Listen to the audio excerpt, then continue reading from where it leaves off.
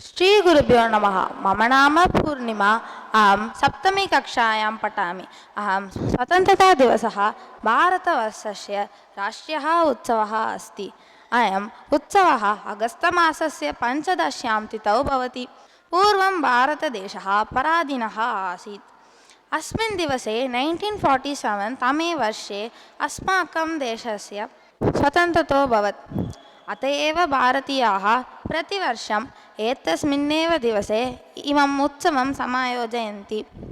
लोकमान्यः बालगङ्गाधरतिलकः, महात्मा गान्धी, जवाहरलाल् नेरुः अन्ये च अनेके महापुरुषाः भारतदेशस्य स्वतन्त्रतायै महान्तं प्रयत्नम् अकुर्वन्। भारतस्य स्वतन्त्रतायाः कृते भगतसिंहसुखदेवादयः अनेके देशभक्ताः स्वप्राणान् अत्यजन्। दिल्लीनगरे एतस्य उत्सवस्य शोभा अतीव रमणीया भवति। एतस्मिन् दिवसे प्रातः रक्तदुर्गस्य प्राकारे अस्माकं देशस्य प्रधानमन्त्री ध्वजारोहणं करोति।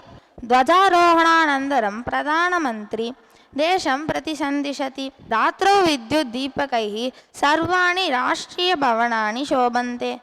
अस्मिन् दिवसे सर्वेषु विद्यालयेषु कार्यालयेषु च अवकाशः भवति।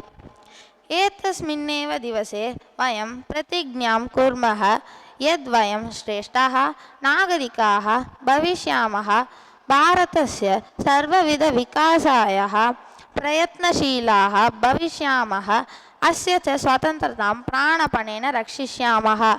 वन्दे मातरं। जय हिंद। धन्यवादः।